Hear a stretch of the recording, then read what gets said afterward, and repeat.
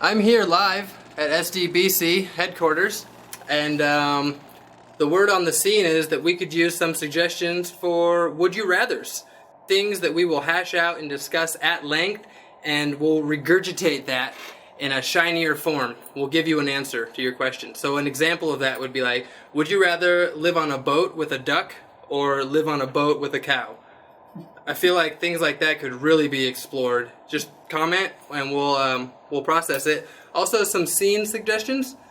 And if anyone has a microphone, doesn't have to be plugged in, that they could send me so this looks a little better next time, that would be cool. You owe it to yourself to watch Kung Fury. It's an excellent tale of a cop whose partner dies.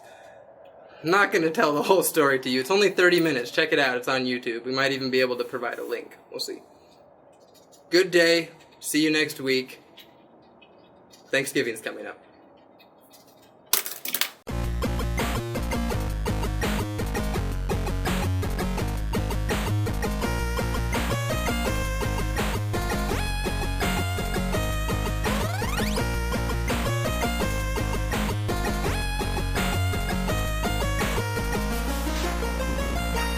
Would you rather live forever or be able to fly and live a normal length of life? Live forever. Damn. Alright. Did you win it?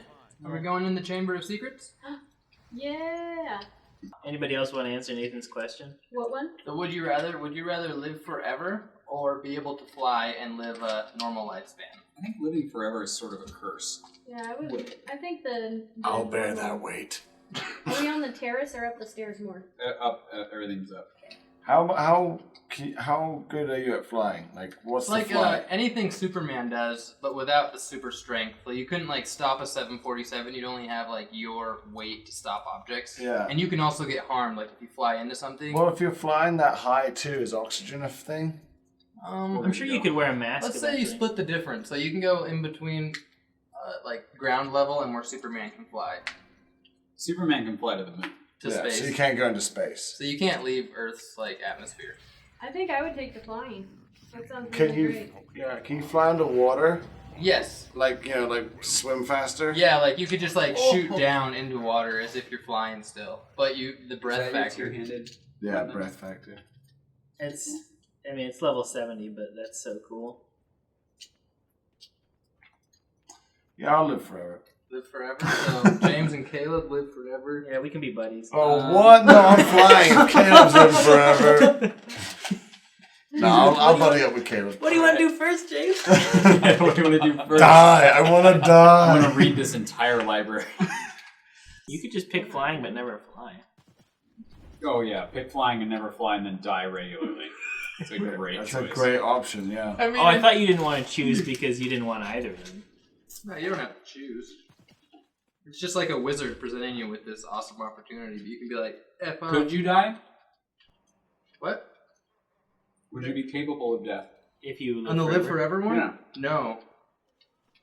So, Like I you mean, I live hate to forever. get like gory, but you get shot in the head. No worries.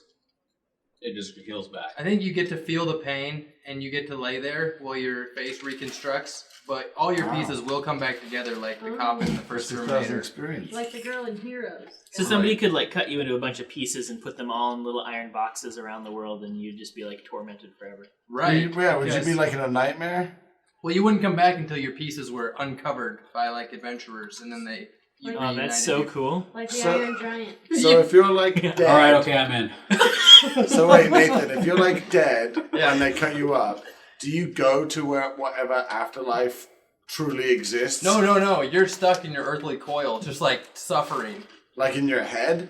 Like awake? Or like, what do you mean? Well, it depends on how many pieces they cut your brain into. You said you're going with living forever because of the you reassemble. Yeah. Oh. It's pretty awesome, man. Like at some point somebody's going to be like, you know what, I think this is a toenail. And I think my friend found an elbow. That's only if that happens, though. Right. I mean, if you're living Well, yeah, forever, like nobody's going to actually like cut you up. But if they Right. did, you know that they'd make a treasure map. future people can be I could very probably violent. get cut up. future folk will cut you up for very little. Yeah, the only thing that would suck would be the heat death of the universe when you'd just be like trapped, choking in outer space forever.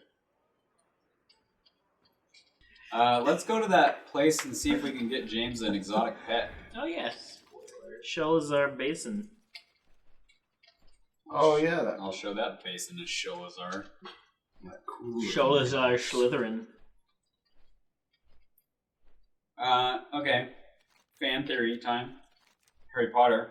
Did we talk about this on air already? I don't know. We have done a lot of episodes. Oh. Which one is it?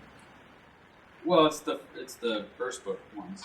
We talk about that Oh, on camera.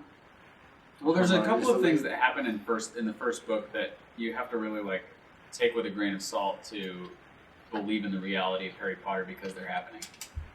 like the fact that the time turner exists. That's problematic for sure. It's problematic because it doesn't ever come up again, and you would know that. And it's like given to somebody to do homework, but if anybody had it in their hands, they could do anything. Talking Yeah. about the thing that Hermione gets? What thing are you talking about? I'm talking about. So they have. J.K. Rowling has to maintain that Snape appears to be the bad guy, right? Yeah. She has to maintain that facade, even though it's Quirrell who's the one who's the bad guy in the book one. Right. Spoilers. Spoiler alert. Should have read Harry Potter 1 by now. But Yeah, I would think so too. So It's still a good story, even if you know that. yeah. So, in the Quidditch match, when Harry's broom gets cursed, and he's like, going bucking on the broom that's being cursed. Yeah.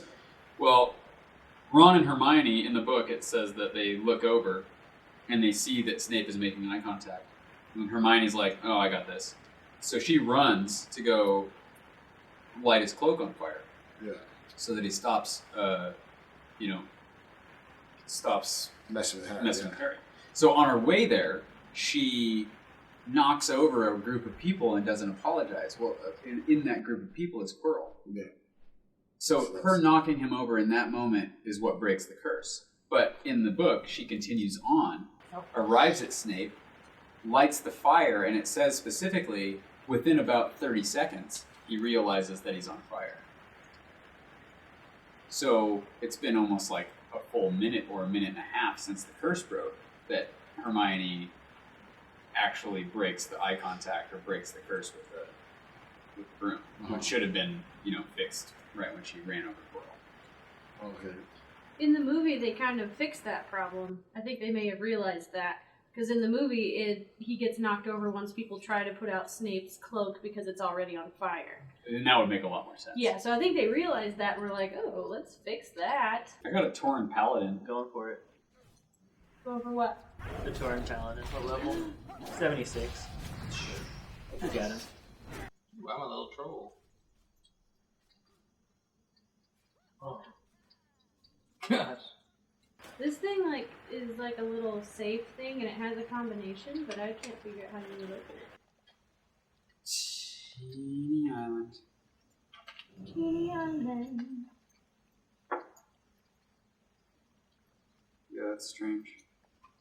5, 9, 16, 17, 24, 43. Lottery numbers. The hatch from Lost.